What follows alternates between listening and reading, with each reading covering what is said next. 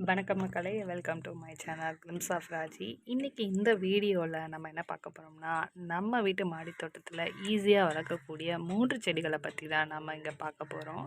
அதில் ஃபஸ்ட்டு செடி நான் என்ன சொல்லுவேன்னா, இந்த மணத்தக்காளி தாங்க சொல்லுவேன். பார்த்திங்கன்னா தெரியும், ஸ்ட்ராபெரி மாதிரி சின்ன சின்னதாக அழகாக பெரிஸில் இருக்கிற இந்த மணத்தக்காளி வந்து நம்ம வீட்டில் ஈஸியாகவே வளர்க்கலாங்க. ஏன்னா இந்த பழத்தோட இருக்க விதையில் நீங்கள் போட்டிங்கன்னா உங்களுக்கு இவ்வளோ அழகான செடி நம்ம ஈஸியாகவே நம்ம வீட்டில் வளர்க்கலாம். இதுக்குன்னு நீங்கள் நிறைய சிரமப்படணும்னு அவசியமே கிடையாது. நீங்கள் எப்போல்லாம் மணத்தக்காளி கீரை வாங்குறீங்களோ அதில் கண்டிப்பாக எப்படினாலும் ஒரு பழம் கிடச்சிரும். அந்த பழத்தை நீங்கள் வந்து ஸ்ப்ரெட் பண்ணி விட்டிங்கனாலே அதை வந்து மண்ணில் போட்டு விட்டிங்கன்னா கண்டிப்பாக இது வந்து ஈஸியாக சீக்கிரம் வளர்ந்துடும்.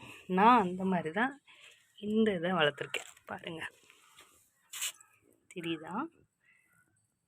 இதெல்லாம் வந்து என்னோடய மணத்தக்காளி விதையிலேருந்து வந்த செடி தான். அதுவும் இல்லாமல் இது ரொம்ப சின்ன செடி தான். இதுலேயே வந்து இப்போ விதை வச்சிருச்சு. இது ஈஸியாக சீக்கிரமாக பூ வச்சிரும் பாருங்கள். பூ வச்சு இதுலேயே வந்து பார்த்திங்கன்னா விதையும் இருக்கும். இது வந்து இந்த செடி பெரிய செடியிலேருந்து நான் வளர்த்த இந்த குட்டி செடிங்க. ஸோ மாடி தோட்டத்தில் உங்களுக்கு ரொம்ப சின்ன ஸ்பேஸ் தான் இருக்குது, எனக்கு சின்ன தொட்டி தான் இருக்குது அப்படின்றபோது இந்த மணத்தக்காளி கீரை நீங்கள் வளர்த்திங்கன்னா ரொம்ப ஈஸியாகவே வளர்க்கலாம். அதே மாதிரி இதுக்கான மெயின்டெனன்ஸு ரொம்ப கம்மி தான். ஸோ நான் ஃபஸ்ட்டு ப்ரிஃபர் பண்ணுறது இந்த மணத்தக்காளி கீரை தான்.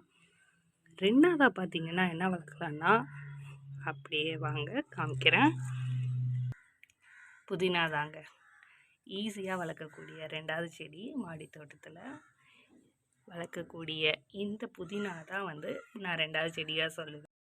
ஏன்னா இந்த ஒரு தண்டு போதும், இந்த தண்டுலேருந்து நிறைய பிரான்ச்சஸ் வர ஆரம்பிச்சிடும்.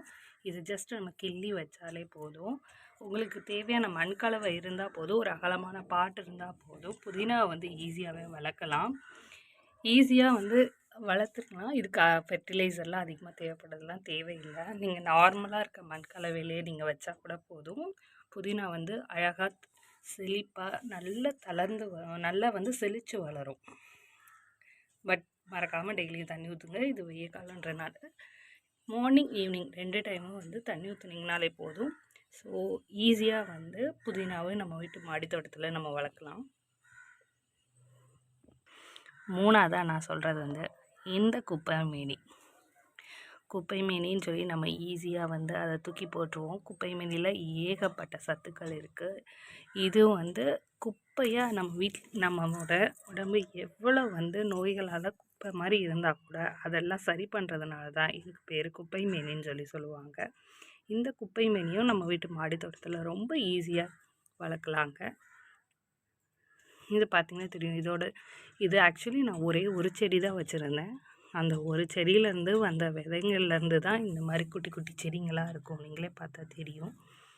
அதுலேயே வந்து இடையில் பார்த்திங்கன்னா என்னோடய கரிசலாங்கண்ணியும் இருக்கும், அதோட விதையும் விழுந்திருக்கு. ஸோ இந்த மாதிரி குட்டி குட்டி செடி பார்த்திங்கன்னா தெரியும். இந்த ஓரத்தில் கூட ஒரு குட்டி செடி இருக்கும். அப்படியே பார்த்திங்கன்னா இங்கேயும் இருக்கும்.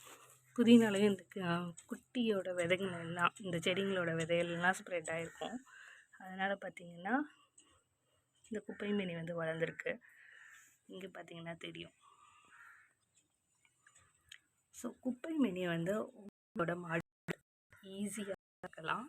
இந்த செடிங்களும் ரொம்ப பெரிய மெயின்டெனன்ஸ்லாம் தேவையாதுங்க. உங்களுக்கு வந்து ஒரு பாட்டு, நல்ல சூரிய வெளிச்சம் படுற இடம், மண் கலவை, நீங்கள் பேஷன்ஸாக அதை வளர்க்குறதுக்கு பொறுமை, இது மட்டும் இருந்தால் போதும். உங்கள் மாடி தோட்டத்தில் இந்த கீரை வகைகளை எல்லாமே நீங்கள் ரொம்ப ஈஸியாகவே வளர்க்கலாம். எந்த ஒரு பூச்சிக்கொல்லியும் இல்லாமல், ரொம்ப பெரிய உரம்லாம் கொடுக்கணும்னு அவசியம் இல்லாமல் கண்டிப்பாக நீங்களும் உங்கள் வீட்டில் வந்து இதை வளர்க்கலாம். இதுக்கு வந்து ரொம்ப இடம்லாம் தேவையில்லை, சும்மா கொஞ்சமாக இருந்தால் கூட போதும்.